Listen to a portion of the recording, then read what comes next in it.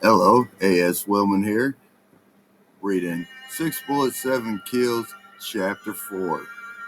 Red hovered over Becky's stove, dogging the meal left on the unlit burners intended for the two of them to have a nice late dinner. Becky sat in the living room of her two-story A-frame house. Her legs were drawn up to her feet, tucked under the back floral designed cushions. She held a wine glass in the left hand, right elbow proffering her view through the gallery window. Becky could hear Red Olivier just out of sight, scarfing down her chili macaroni in the cast iron skillet. She caught him saying fucking homemade biscuits with complete shock to the buttery crisp, sponge crumbling decimation of her timely task. Red Olivier shouted, "Fuck!" from which, shortly after, a plopping sound snapped against the white tile floor. Becky smirked, taking a sip of her wine. "Are you all right, Red?" "Fucking mashed potatoes are fucking hot," Red yelled, wiping his hand on the dish towel hanging on the oven door.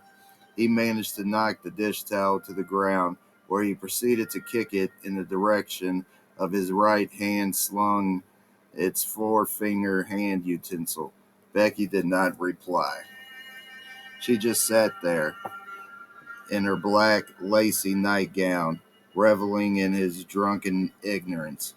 Becky Mason grew exhausted with Red Olivier.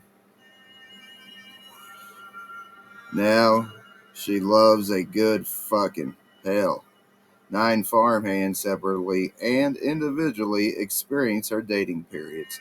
Could not manage her sexual endurance, managed being bucked from her saddle, some horns being twiddled down. Red, however, still somehow able to endure her grinding, was close to disqualification. They ended up going with the similarities of navigating life alone at a youthful age. Becky lost her father, Peter, from a heart attack at 16. Peter Mason worked at the Aldrich farm for the entirety of his life, which took his life at 54 in 1973. Becky did not know her mother due to Jennifer Mason overdosing on Valiums and cheap red wine. Postpartum depression, lightly taken, surprised Peter Mason. At that point on, Peter Mason made sure Becky graduated. The Holopass educational system took their future to an 8th grade level before joining the town workforce. Peter Mason loved his daughter. Becky, it was just that between work, Whitlock's bar, and his personal bed sheets desires, most of their interactions involved food and television. She finished her wine, putting the glass onto her end table. The distinct clink clunk of the refrigerator's door pull handle rattled the cold Coors bottles. "Grab me one too, Red," Becky said, lighting up a Virginia Slim 120. Red crossed through the kitchen living room door frame threshold, a Coors in each hand while dangling a lit Newport. "Get your ass over to the ashtray," Becky demanded when noticing the chimney smoke. "Do not dare put a cherry burn in my carpet." He chuckled, stepping his way to the couch. Becky took the order she placed, reaching towards the end table, revealing a bottle opener followed by a demonstration of the basic tool, then offered it over to Red. He bridged his cigarette, taking the instrument. Popping his cap, Red placed the perimeter between his right thumb and forefinger, leaning back against the couch cushions, snapping off the cap, bouncing its momentum out of the bottom of the ashtray, inches from the lit smoke.